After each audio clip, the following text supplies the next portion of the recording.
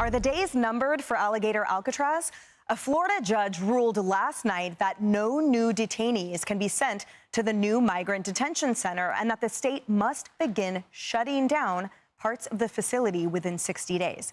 Alligator Alcatraz is located in the Florida Everglades and opened last month with space for 3,000 illegal immigrant detainees. Florida Governor Ron DeSantis says that he's ready to fight the ruling. Watch.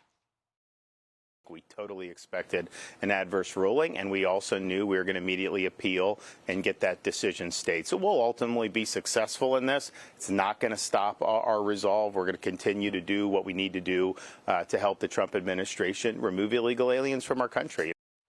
Yeah, so Cheryl, it sounds like the governor's taking this as just a one step back, but 2 steps forward to go. Well, yeah, and I was looking at the judge's decision, and in this decision, they're going to fight it. What they're saying is that they have to remove all the generators, the gas, the sewage, all the waste and the waste receptacles that were installed within the next 60 days. So you don't have an alligator Alcatraz if you take all of those components out of the facility, to be clear.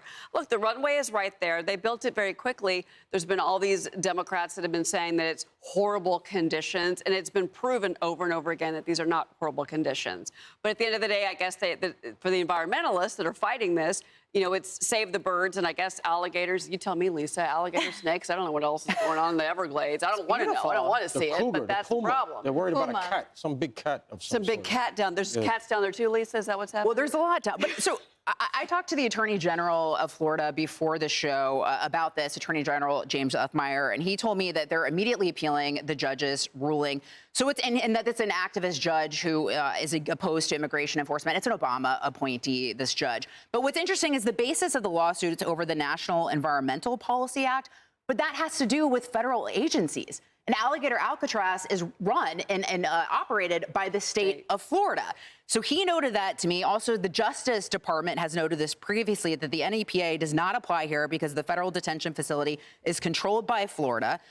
The Attorney General also pointed out to me that these temporary facilities are not even near, the surrounding Everglades swamp. He also said that even if the ruling stands and the facility must be closed in 60 days, they have 2 others ready to operate on a moment's notice, and nothing will slow down our efforts to help the Trump administration. So I think they're, moving full speed ahead here. Yeah. The so state Tommy, of Florida. Plus the environmental fight, that was what had sort of rendered it dead in the first place. So that place inherited a fight, but at the same time, there's always forms of compliance and things that they can move through so that it can be operated. It just has to be compliant with certain laws. I have full faith in Governor Ron DeSantis. Usually when you pick a fight with him, you lose.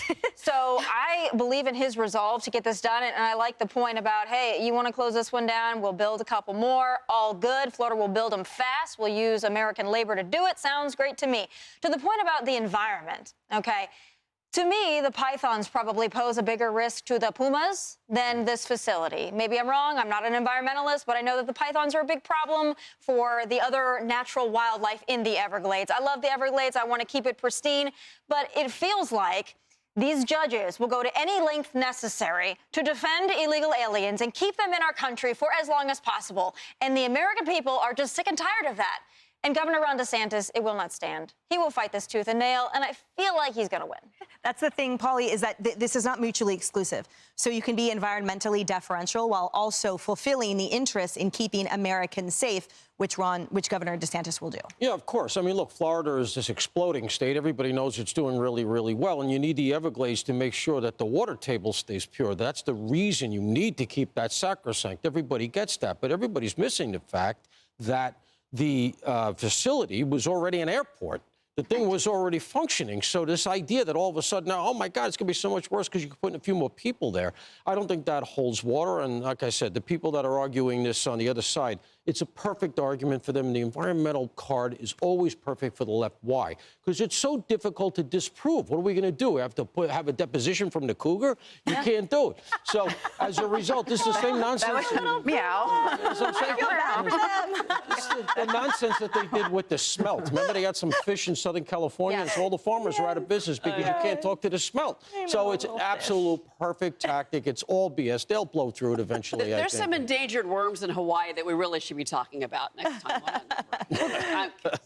All right, guys. Hey, everyone. I'm Emily Campagno. Catch me and my co-hosts Harris Faulkner and Kaylee McEnany on Outnumbered every weekday at 12 p.m. Eastern, or set your DVR. Also, don't forget to subscribe to the Fox News YouTube page for daily highlights.